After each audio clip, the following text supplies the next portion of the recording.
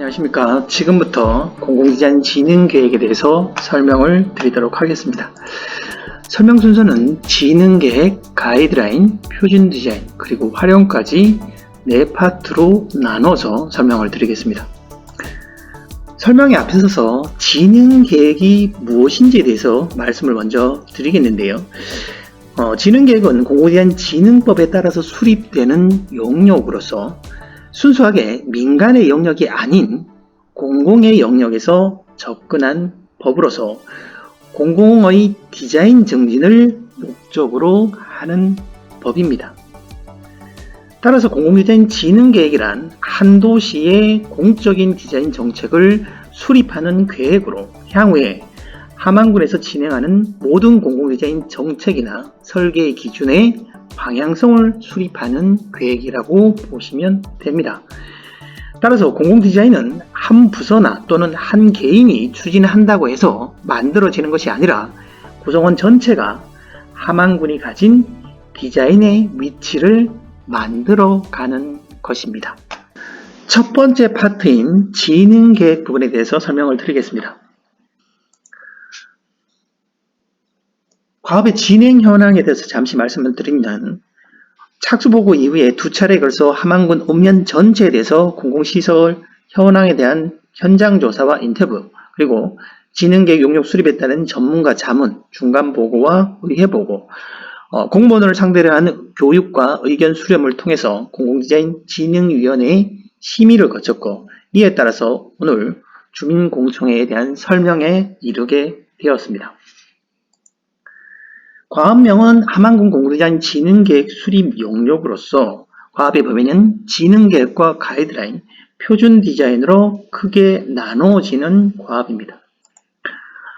현황조사 및 분석에 대해서 말씀을 드리겠습니다. 내용이 많아서 중요한 요점사항 중심으로 설명을 드리겠습니다.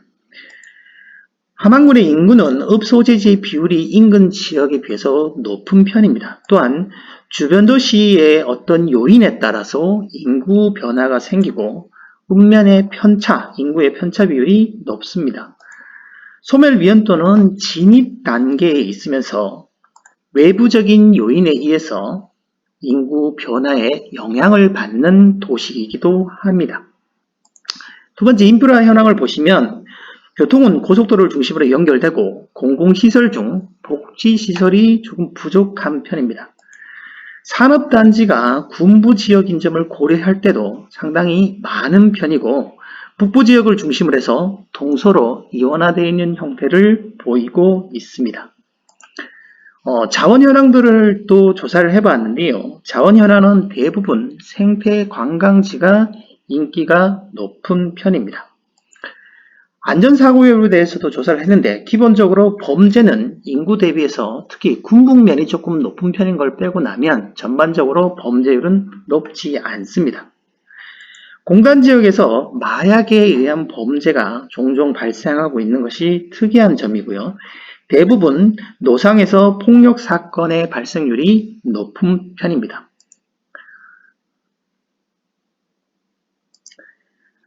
사고 현황도 저희가 함께 조사를 해봤는데요. 교통사고가 교차로나 골목길에서 고령자들의 무단 횡단으로 인해서 다수가 발생하고 있는 점이 대부분의 교통사고를 차지하고 있습니다. 이와 더불어서 공공디자인과 관련된 계획들도 저희가 한번 조사를 해봤는데요. 기본적으로 조례는 실효적인 사항이 조금 미비하고요. 상위 계획들은 사람과 자연이라는 키워드를 가지고 공유되는 계획들이 기본적으로 수반이 되어 있습니다. 공공디자인 개발 사례, 즉 주변 지역의 공공디자인 개발 사례들을 보면 연결과 소통, 즉 상호 유기적인 공간에 대한 부분들을 강조하고 있습니다. 또한 함안군이 현재 추진하고 있는 여러 사업들이 공공디자인과 관련된 사업들에서 들여다보면 실제적으로 주민의 편의나 문화와 관련된 사업들이 부족해서 이 부분에 대한 발굴이 필요하다고 할 수 있습니다. 여섯 번째, 경관 자원 현황인데요. 기본적으로 함안은 역사자원과 관광자원의 주를 이루고 있고 이 두 자원은 자연 경관의 형식을 띠고 있는 점이 특이점입니다. 저희가 도심 경관 이미지도 들여다보면 도심 생활권 같은 경우는 낮은 도시 형태의 경관을 가지고 있고, 농촌 생활권은 산지의 스카이라인이 주된 경관 이미지를 가지고 있는 것으로 나타났습니다. 공간 현황에서도 보면 주요 공간이나 가로 구조의 유형들을 저희가 들여다봤는데, 읍소재지나 또는 면소재지, 그리고 산업단지 등 전반에 대해서 들여다보았는데요. 종합적으로 공간의 현황들을 보면 위계와 경계가 모호한 것이 문제이고요. 또한 좁은 공간임에도 효율적인 이용이 부족하고 거기에 따른 안전성이 담보되지 않는 상황이 굉장히 공간의 어려운 특징을 가지고 있는 지역이기도 합니다. 공공디자인 현황인데요. 저희가 현장을 다니면서 공공디자인 시설에 대한 현황 조사를 통해서 살펴보았는데, 공공공간 중에서 가로공간에서는 보행에서의 장애시설물에 대한 문제점을 많이 안고 있고, 녹지시설 같은 공간에는 안전시설이 미조성되어 있는 것이 대다수였습니다. 교통시설은 설치의 모호성이 문제가 대두되고요. 공공청사는 교통약자에 대한 배려가 결여되어 있었습니다. 안내매체는 기본적으로 정보인식이 결여된 상태에서 교통의 혼란을 야기하는 경우가 굉장히 많았습니다. 이에 더불어서 저희가 세티드 현황에 대해서도 살펴보았는데, 기본적으로 사각지대 발생에 대한 문제점이 가장 크게 대두되고 있었습니다. 이슈 현황도 함께 살펴보았는데, 즉 내부의 인원과 외부의 인원이 함안의 이슈를 어떻게 들여다볼까에 대해서 봤는데요. 대부분 노출 빈도가 높은 것이 함안에 있는 자원 현황에 대해서 높다는 것입니다. 마리산 고분군이나 함안 무기연당 같은 것이고요. 설문조사도 함께 해봤는데, 저희가 지난 2달에 걸쳐서 관계자나 주민, 방문객들 상대로 설문조사를 진행했는데, 개선이 시급한 분야는 건축물과 시설물로서 서비스 제공자와 이용자가 다소간의 차이가 있는 반면, 보행길과 안내사인의 개선에 대해서는 같은 의견을 보이셨고, 특히 주민들은 생활에서 느낄 수 있는 공공디자인의 개선을 선호하고 계신다는 것이었습니다.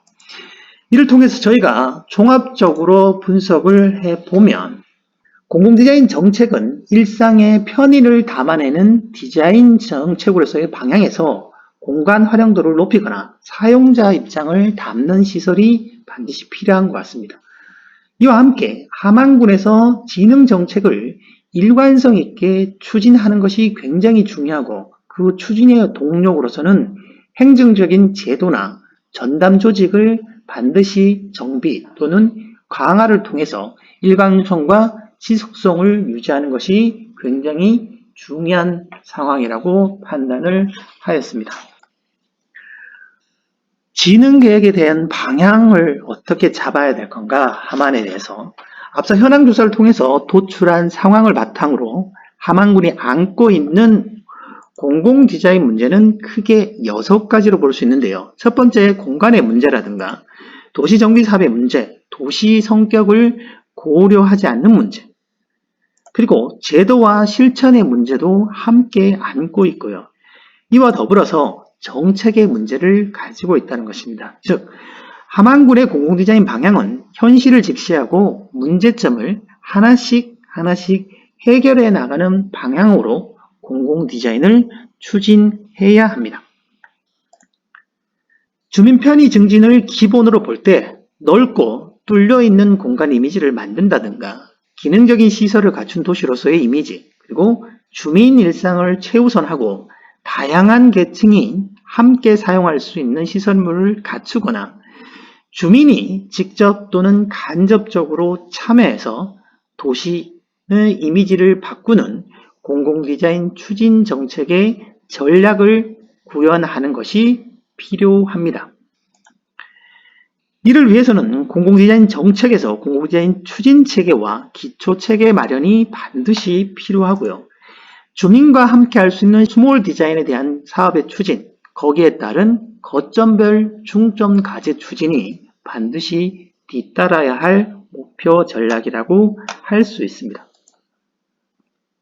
함안군이 추구하는 도시정책과 도시 브랜드의 거시적인 방향을 적용해서 함안군의 공공디자인 컨셉은 머무는 시간이 즐거운 하만입니다. 이런 공공디자인 비전과 미래성을 함께 담아낼 수 있는 것으로서 사용자를 우선 배려하는 방법과 공공의 가치를 실현하는 데 주민과 목표를 함께 하는 것, 그리고 여백을 통해서 공간을 비워두기를 통해서 좁은 공간의 문제점을 해나가는 방법을 현장에서 공공디자인 실행 정책으로 추진함으로 인해서 머무는 시간이 즐거운 하만을 만들어낼 수 있다고 봅니다. 실제 공공시설물을 디자인함에 있어서 스마트하거나 간결하고 안전한, 그리고 콘텐츠를 시설에 적용함, 융합하는 디자인을 정립하는 것이 디자인 콘텐츠의 방향성이 되겠으며, 이를 공간에 느껴져야 하는 스타일로는 작은 시설에서도 일상의 편안함을 가져간다든가, 친절한 요소가 하나라도 시설에 적용되거나 자연적인 요소가 소재로 적용할 수도 있고요. 특히 아야가라를 문화정체계로 표방하고 있는 하만의 정책을 담아서 아라가의 모던함을 공간의 비어짐으로 표현하는 스타일이 하만군이 추구해야 할 스타일이라고 볼 수 있습니다. 위의 방향들이 그럼 현재 공간에 어떻게 적용된 것인가가 궁금하실 텐데요. 공공시설물의 하만군의 공간에 적용하는 방법을 저희가 시뮬레이션을 잠시 보여드리면서 설명을 드리도록 하겠습니다. 우선 시설을 설치할 도입지가 확정이 되면 공간 정비는 보행 공간과 반드시 연계를 해야 되고, 시설물 설치는 또한 녹지와도 연계성을 가져야 합니다. 이는 단일 시설물만 설치할 것을 생각하는 것이 아니고 향후에 다른 시설물이 연계 통합 설치되는 계획까지 사전에 정립해야 되고, 이와 더불어서 향후에 기술이나 사회적 여건이 변화될 수 있는 것을 반영할 수 있는 공간 확보도 당연히 따라야 됩니다. 이를 통해서 하만군의 공공시설물의 공간 적용 방향은 융합하는 공공디자인 추구가 그 목적인 것입니다.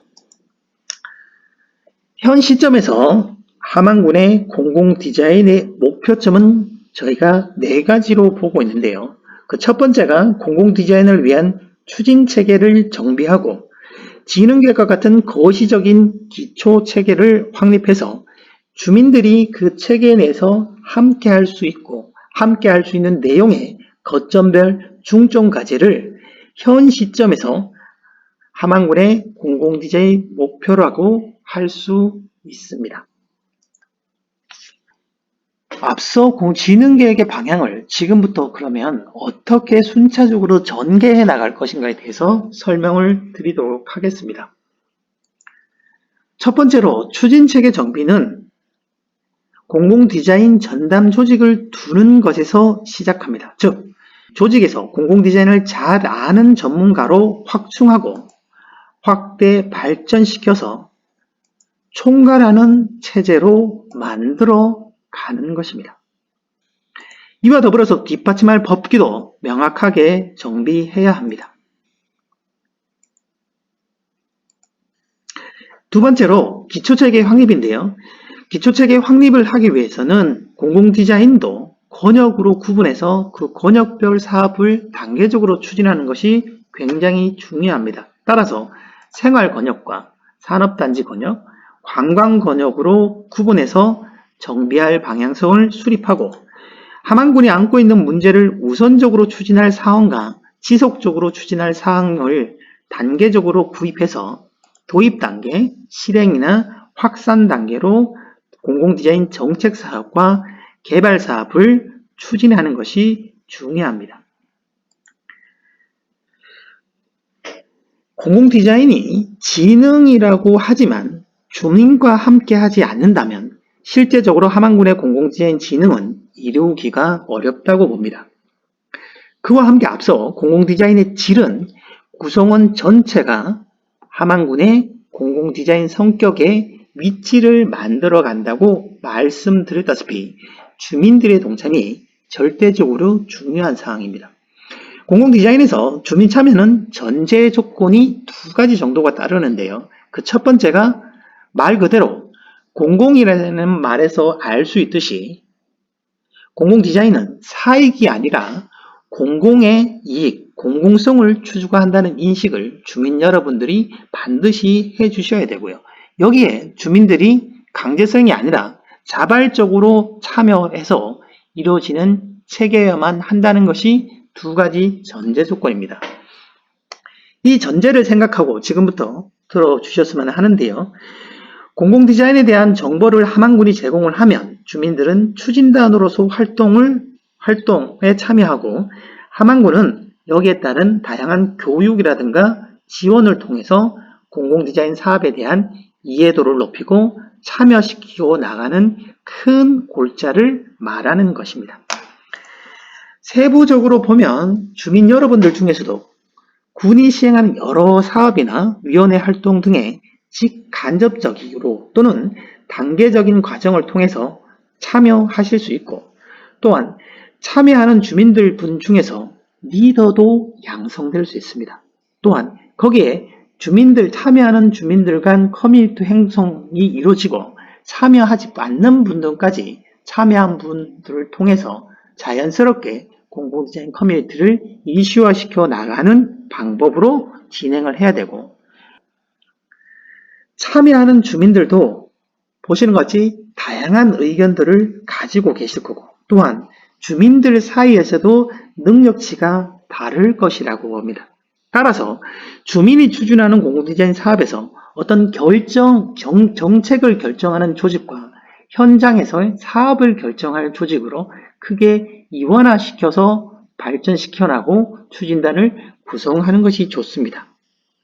왜냐하면 이를 통해서 주민들의 역량을 다양하게 확충 발전시켜 나갈 수 있는 방법이기 때문에 그렇습니다. 공공디자인 센터라는 것은 향후 군이 설립하게 될 건데요. 주민들이 주민 참여 사업을 하기 위해서 여러 가지 교육 지원이나 지속적인 상시적인 지원을 할 수 있는 전담 조직을 만드는 것이 공공디자인 센터입니다. 함안군이 공공디자인 정책을 처음 추진하듯이 주민 여러분들도 마찬가지이기 때문에 주민 참여 사업이라고 하면 내가 어떻게 참여하지? 라고 하는 막연함을 가질 개연성이 굉장히 큽니다. 그래서 저희는 주민 참여 사업은 마을이 안고 있는 문제점을 찾고 해결하는 아이디어 제시에서부터 시작해야 된다고 봅니다. 즉, 주민들이 작게나마 계획하고 실현해 볼 수 있는 스몰 디자인 사업을 먼저 추진하는 것인데요. 이와 더불어서 함안군이 가지는 문제점을 해결하고 함안군이 추구해야 될 방향으로 꼭 필요한 중점 과제를 사업으로 함께 추진해 나갈 필요가 있습니다. 즉, 권역별로 사업을 정리해서 생활권역 사업이라든가 관광권역에서 이루어지는 사업, 그리고 산업단지 내에서 꼭 필요한 사업을 정했으며 이를 단계적으로 또는 우선 과제로 실현해 나가는 것을 이루시면 됩니다. 이와 더불어서 중앙정부가 추진하고 있는 공공디자인 5대 추진 전략에서 함안군이 참여할 수 있는 사업들도 정리해서 생활 편의성, 생활의 안전, 그리고 모두를 위한 공공디자인 사업이라든가 마지막으로 품격을 더해서 함안군의 공적 디자인의 질을 높이는 공공디자인 사업에도 함께 참여할 수 있는 계획들을 정리해서 입안하였습니다. 두 번째 파트인 가이드라인입니다. 가이드라인이 무엇인지 보다 어떻게 쓰이는지 말씀을 드리면 가이드라인에 대한 이해가 훨씬 좋을 것 같아 먼저 말씀을 드리겠습니다. 함안군 여러 지역에 군에서 설치한 버스 승강장, 가로등, 벤치, 사인물 등 우리가 말하는 공공시설물이라는 것을 보실 수 있는데요. 이런 시설물의 형태나 재료, 색상, 그리고 설치에서 주민들의 행동 패턴을 고려해서 사용에 불편함이 없는가를 생각하면 어떠세요? 그렇지 않죠. 이유는 함안군의 공무원분들도 공공디자인에 대해 아직 이해도가 높지 않아서 그런 것입니다. 즉, 가이드라인은 시설물을 조성함에 있어서 공무원분들을 포함한 시행하는 모든 사람에게 기준과 방향을 알려주는 지침서라고 이해하시면 될 것 같습니다. 따라서 이 지침서는 주민들도 나중에 참여하실 마을사업과 같은 곳에서 자료로도 활용하실 수 있습니다. 우선 가이드라인의 영역은 크게 5가지로 분류했고요.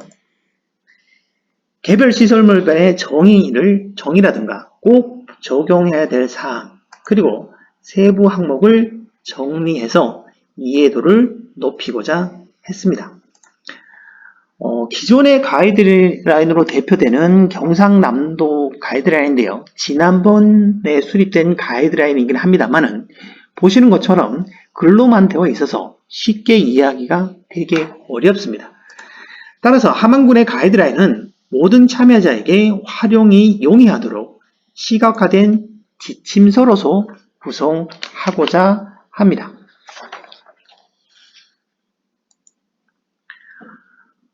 공공시설물 가이드라인에 대해서 지금부터 말씀을 드리겠습니다.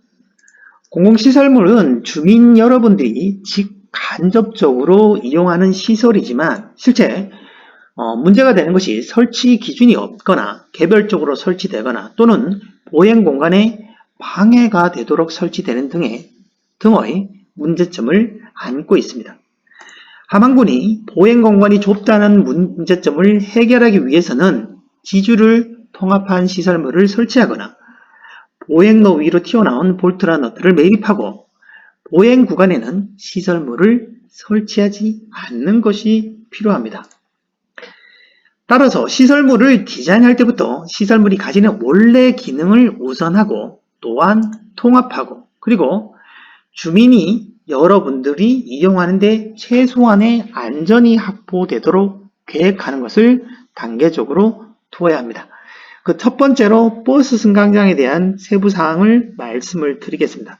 버스 승강장은 기초구조를 반드시 매립해야 되고요. 조명과 연계하고 버스가 서는 정차면을 표기, 그리고 농촌마을에 설치되는 승강장은 마을 입구를 상징하는 마을명을 함께 적용하고 거기에 조명을 적용하는 사인 형태로 계획하는 것이 바람직하다고 생각을 합니다. 이와 함께 세부사항으로는 보시는 것 같이 형태라든가 재료라든가 색채 그리고 설치할 때 특히 고령자가 많은 함안군의 특성을 고려해서 주민들에게 불편함을 주는 요소를 제거하는 방법으로 설치 기준을 정리를 하고 여기에 유니버설 디자인이나 세프티드 디자인도 기본 개념의 가이드라인도 함께 수립했습니다. 자전거 거치대는 부피감을 최소화시키고 주차구역 표기 그리고 힘들지 않고 거치할 수 있는 디자인 적용이 필요합니다. 볼라드는 간결한 형태의 기능 결합과 같은 장소에서는 동일한 디자인 적용이 반드시 필요하고요. 펜스는 경계석에서 반드시 이격 설치하고 모듈 구조로 하는 것이 좋습니다. 공공조명은 연속된 공간에 통일된 디자인을 적용하고 지주를 통입하거나 시설물 관리를 위해서 고유 관리 코드도 반드시 표기할 필요가 있습니다.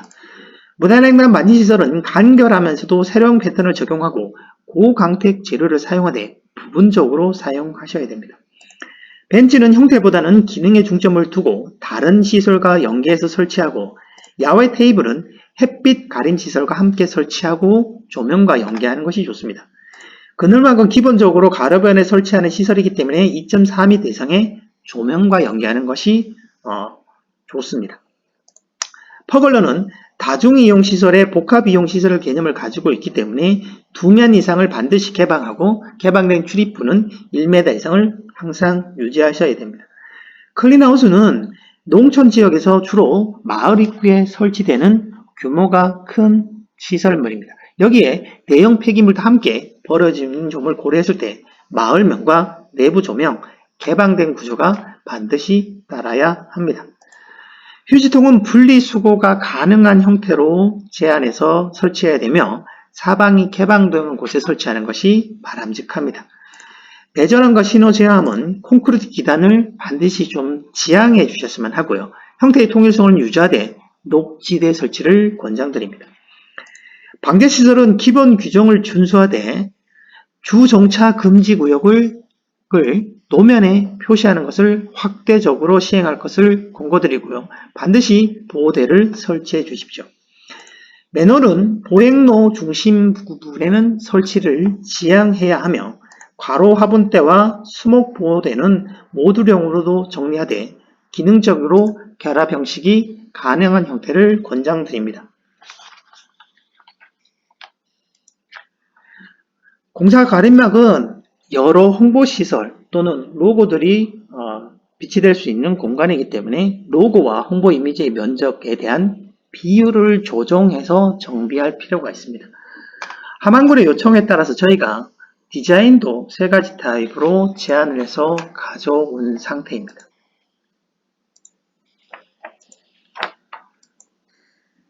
세 번째 파트인 표준 디자인에 대해서 말씀드리겠습니다. 표준 디자인은 기본적으로 공공시설물이 가지고 있는 문제점에 대한 해결에서 출발해야 되고 그 시설물이 설치되어 있는 공공공간의 문제점도 반드시 해결 방향을 찾아야 됩니다.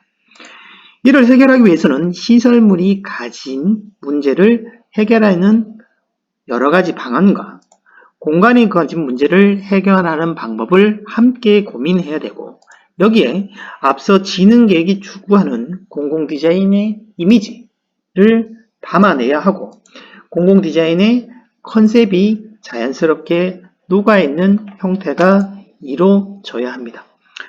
무엇보다도 함안군이 도시 브랜드가 가지고 있고 도시 브랜드가 추구하는 콘셉트인 풍류를 형태적으로 공공시설에 적용하는 방법으로 저희는 첫 번째, 여백은 공간의 대칭과 비대칭으로 적용하는 방법, 흐름은 스층과 넘나드는 선형의 느낌, 그리고 떨어짐을 형상으로 적용하는 방법, 패턴에 대해서는 아라가야의 토계 형상을 패턴화시켜서 시설물에 부분적으로 적용하였습니다. 여기에 권역별 색상도 표출해서 주조색과 강조색을 함께 적용해 보았습니다. 표준 디자인에는 앞서 설명드린 공공시설물의 가이드라인의 공통사항이 함께 적용되어 개발되어야 합니다. 즉, 이로써 표준 디자인의 개발 전략은 함안군의 공공시설의 문제점을 해결하고 함안군의 도시 브랜드의 개념을 형상화로 함안만이 가진 모티브를 디자인 형태로 적용하는 것을 주요 키로 개발하는 것입니다. 공공시설물은 공간에 유일한 존재하는 것이 아니라 여러 시설물들이 배치되기 때문에 개별 시설물 하나하나 형태가 특별하는 것이 중요한 것이 아닙니다. 즉, 시설물 간 복합적이고 융합적으로 공간에 존치하는 것이 가장 중요합니다. 즉, 표준 디자인은 공간의 시설물들이 어우러지게 조성되는 것이 중요하다는 의미입니다. 따라서 공간별 시설물의 구분을 위해서는 여백을 형상화하는 대칭과 비대칭 그리고 스층과 넘나듦을 공간에 어떻게 적용을 하고 패턴은 공간에 적용하는 비움과 채움, 자연스러운 흐름으로 만들어지는 공간 구분이 명확한 되는 방법으로 저희가 표준 디자인의 개발 전략으로 삼고자 하는 것입니다. 지금부터는 개발된 개별 시설물의 표준 디자인에 대해서 하나씩 설명을 드리겠습니다. 첫 번째 퍼골러인데요. 퍼골러에는 다양한 이용자의 행동 패턴을 고려해서 공간을 비워짐을 중점을 두었고 함안이 가지고 있는 고유한 패턴을 천장부에 적용했습니다. 양면이 비대칭적으로 개방되는 형태를 통해서 재미와 즐거움을 함께 줄 수 있고요. 간결성을 가질 수 있습니다. 아라가의 문양을 직접 적용하는 패턴인데요. 스탠드 형식으로 설치하기 때문에 설치에 자유로운 형식을 가집니다. 버스 승강장 첫 번째 승강장은 협소한 함안의 보행공항의 활용도를 최대한 높이고 유선형 흐름을 적용한 형태인데요. 반밀폐형도 적용해서 농촌 지역에 설치해 어떤 비나 눈의 불도 기후 영향에 최소화시키는 방향의 승강장도 개발했습니다. 두 번째 승강장은 처마와 같이 겹이 연결되는 형태의 모티브를 적용시켜서 반밀폐형의 승강장도 함께 적용해 보았습니다. 벤치는 인면의 개방성을 강조해서 개방된 공간을 통해서 여유로움을 표현하고, 두 번째는 흐름을 적용해서 개방감과 여유로움을 표현했습니다. 여기에 연령별 맞는 높낮이를 두어서 커뮤니티 벤치 형태를 적용하고, 이는 수목을 적용하는 자연 형상의 벤치와도 함께 이룰 수 있습니다. 펜스 같은 경우는 경계시설이기 때문에 기본적으로 시설이 가는 차폐 공간을 명료하게 구분을 하는 것이 중요합니다. 거기에 기류와 물결을 시각적으로 표현해서 간결한 표현과 기능에 대한 결합을 함께 추구해 보았습니다. 두 번째 펜스 같은 경우는 대칭과 비대칭의 개념을 구분하기 위해서 만든 승강장으로 시각적 개가방성을 가로와 세로 패턴을 병행시켜서 간결성을 강조하는 형태로 두었습니다. 가로 하분대 1은 모듈형, 2는 좁은 가로 공간의 경관 기능과 안전 기능을 확보하고, 세 번째 타입 같은 경우는 휴게 기능의 결합형을 가지게 한 안입니다. 공원 안내 사인 1과 같은 경우와 2는 아야가라의 패턴을 직접적인 형상으로 적용해서 정보 이미지에 집중할 수 있게 외형을 간결하게 테두리 형태를 두는 형상의 디자인을 적용했습니다. 유도 안내 사인은 토기 형상을 직접적으로 적용하고 지주를 인지하고 방향을 인지시키는 외형의 형태로 디자인을 개발해 보았고요.